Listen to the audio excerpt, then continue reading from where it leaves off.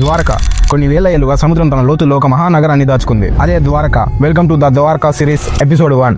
మహాభారత కాలంలో తన ప్రజలను కాపాడడానికి ఒక సురక్షితమైన చోటికి తీసుకెళ్లాలని కృష్ణుడు ఒక నిర్ణయం తీసుకున్నాడు. కానీ భూమి మీద అటువంటి చోటు ఎక్కడా లేదు. అప్పుడు కృష్ణుడు సముద్రదేవుడిని ప్రార్థించి ఒక నగరం కోసం కొంచెం స్థలం అడిగాడు. సాధారణంగా నగరాలను మనుషులు కడతారు, కానీ ద్వారకాని కట్టింది దేవశిల్పి విశ్వకర్మ. ఇది ఒక ఇంపాసిబుల్ కన్స్ట్రక్షన్. భూమి మీద దొరకని అరుదైన మణులు, వజ్రాలు మరియు మేలిమి బంగారంతో ఈ నగరాన్ని తీర్చిదిద్దారు. పురాణాల ప్రకారం ద్వారకాలో 9 లక్షల భవనాలు ఉండేవి. అవి ఎంతలా మెరిసేవంటే సూర్యుడు అస్తమించిన ఆ నగరం మాత్రం ఎప్పుడు కాంతితో నిండి ఉండేది. ద్వారకా అంటేనే గేట్వే. ఇది కేవలం పేరు కాదు. ఆ నగరానికి ఉన్న 8 ప్రథమ ద్వారాలు శత్రువులకు ఒక ఇంపాసిబుల్ మేజ్ లా ఉండేవి. అంటే అనుమతి లేని వారు లోపలికి వెళ్లడం అసాధ్యం. అప్పట్లోనే అత్యంత అడ్వాన్స్ సెక్యూరిటీతో ఆ నగరాన్ని ప్లాన్ చేశారు. కేవలం గోడలు మాత్రమే కాదు, ద్వారకాలో ఉన్న ఉద్యానవనాలు, సరస్సులు చూస్తే భూమి మీద ఉన్న వైకుంఠపురంలా ఉండేది. మరి అంతటి శక్తివంతమైన దైవత్వం ఉన్న నగరం ఒకే ఒక్క ప్రళయానికి ఎలా లొంగిపోయింది? సముద్రం తనను వెనక్కి తీసుకుందా, లేక మహానగరం మునిగిపోవాలని ఎవరో ముందే రాసి పెట్టారా? నేటికి గుజరాత్ తీరంలో అలల శబ్దం వింటే ఆ నీటి లోపల ద్వారకా గంటలు మోగుతున్నట్లు అనిపిస్తుందని అక్కడి వారు చెప్తుంటారు. సైన్స్ కూడా ఇప్పటికీ ఒక మిస్టరీగా భావిస్తున్న ఆ సముద్ర గర్భంలో అసలు ఏముంది? ఆ రోజు సముద్రం లోపల జరిగిన ఆ భయంకరమైన దృశ్యాన్ని రీసెర్చర్స్ ఎలా బయట పెట్టారు? మొదటిసారి అక్కడ దొరికిన